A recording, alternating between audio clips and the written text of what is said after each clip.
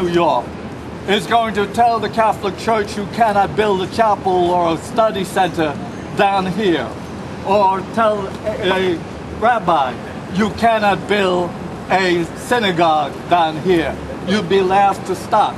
Then what is the difference? And then to cover the lies again, we come up with another excuse. Where are they going to get the money? Well, when was the last time we asked the Archdiocese of New York? All right. Where are you going to get the money to build this edifice here or there? When was the last time we asked the Jewish community, where did you get the money if you're going to build a center like on 96th Street or a synagogue down here? So the whole thing is blatant hypocrisy. And those of us who are people of God, who realize that God's law supersedes any hypocritical Constitution and Bill of Rights, which it takes a few clowns in Congress or in the White House to get rid of, that we cannot get rid of the law of God. All right. May God bless you. All right, thank you. Thank you, Father Lucas. Now I invite Faiza Ali. She is representing a Muslim advocacy group here in New York. Faiza Ali. Good afternoon, everyone. My name is Faiza Ali. I'm the Community Affairs Director with the New York chapter of the Council on American Islamic Relations, CARE, the largest Muslim civil rights advocacy group in the country. Americans have the right to freely practice their faith without intimidation and discrimination, including the constitutional right to build houses of worship anywhere in the country. It is this founding principle that has sparked a nationwide controversy over proposed mosques, Islamic centers, and Muslim YMCAs, revealing a new level of bigotry and anti-Muslim sentiment. Opponents to many of the centers, including Park 51 here in Lower Manhattan, continue to smear all things Muslim and justify their gross actions by erroneously linking the criminals responsible for 9/11 to the entire community. This insinuation of collective guilt, the notion that American Muslims should be treated as second-class citizens in our home, is not only false, it is un-American and will not be tolerated. We will not let extremists and opportunists exploit the tragedy of 9/11 to create divisions amongst us. Over the last few weeks, we've witnessed the manifestation of hate rhetoric against Islam. A Muslim cab driver in New York was attacked by a passenger with a knife after answering yes to "Are you a Muslim?" A mosque in California was vandalized with a brick and hate signs that read, "No temple for the God of terrorism at Ground Zero," and "Wake up America, the enemy is here." A mosque in Murfreesboro, Tennessee was the victim of two separate attacks. On Sunday, one day after a fire at the site of the planned center, community members reported hearing gunshots outside. And finally, 5 teenagers harassed Muslim worshippers at a Western New York mosque who allegedly honked horns and yelled obscenities during one prayer service and fired shots from a weapon at another.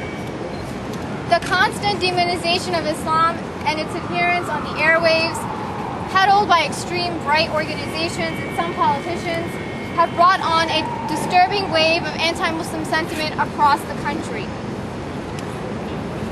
This risks the safety of the entire Muslim community. What kind of message are we sending to Muslim youth who are growing up at a time when their faith is being maligned in the media, on the airwaves? What kind of message are we sending when their faith is the victim of bigotry and the attacks are becoming more and more mainstream? The increasing number of hate crimes targeting mosques in the U.S. need to be urgently addressed by state and national officials. Anti-Muslim bigots must learn that they will face hate crime enhancement to their charges if they perpetrate any unconscionable criminal acts. Without strong repudiation from our elected officials, our fear is that this unsettling trend would only continue to grow. Thank you. Allahu Akbar. Allahu Akbar. Thank you. Now I open the floor for the Q&A. If you are interested, please raise your hand, and our President, Imam Al-Amin, going to answer those. Can you explain to the Americans who don't understand the difference between what you stand for and what the people who attacked at 9/11 stand for. They hear messages from Al-Qaeda that they represent Islam, and so how would you address that to the people who don't make the distinction? We would encourage the American people to reach out to their local Muslim community. The mosques is part of the American landscape, you know, and the mosques are reaching out to the American people, all right? So we're there for them. So there's enough Muslim institutions and mosques across the country that people can touch base with those Muslim communities, you know, speak with the qualified leaders and scholars to get clarity on each issue with regards to Islam and terrorism. Also, we would link to that. What American people are you talking about? We're American people. And we're American people, millions of whom are Muslims, millions of whom are engaged in interfaith dialogue and cooperation on a year-round basis.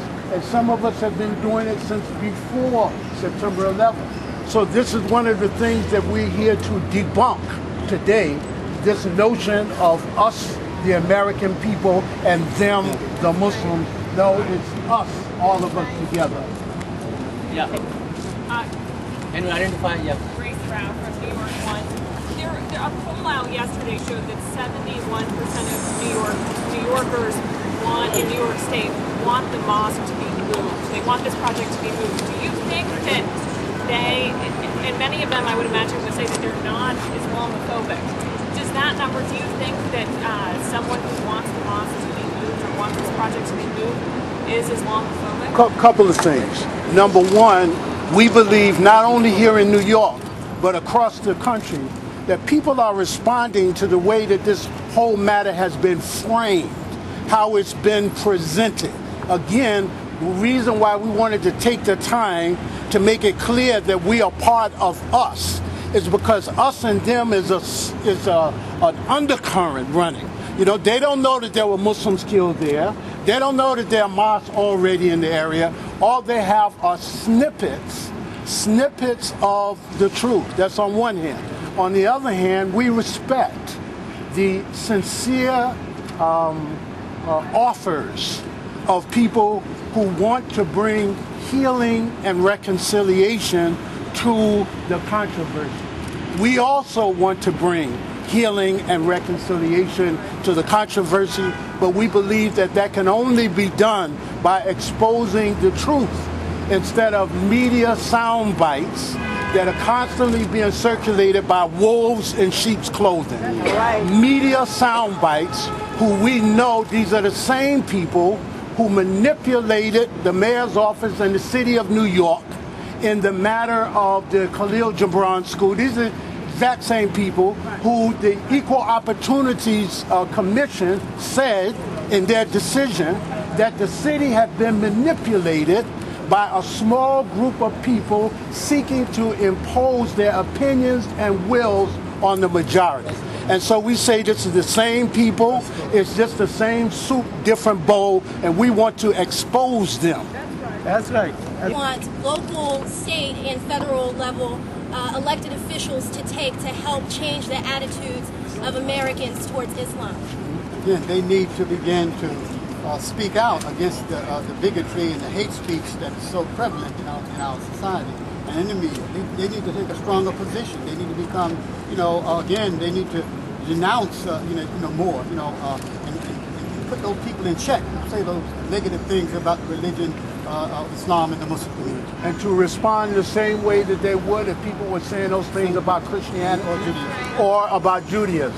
And also I was just reminded, and I want to say, I was just reminded that there were also Muslim survivors of the destruction of the World Trade Towers. And before the towers were destroyed, there was what we call a musalla, or a room where the Muslims who worked in the trade towers prayed every single day. And that's also part of what's not known about the truth of the site. We also demand from the federal government to investigate about these hate crimes which is going on all over the country. I mean, that's very important. Yeah. Yes. Warren Levinson from the Associated Press. So what would you think of the idea of moving this facility somewhere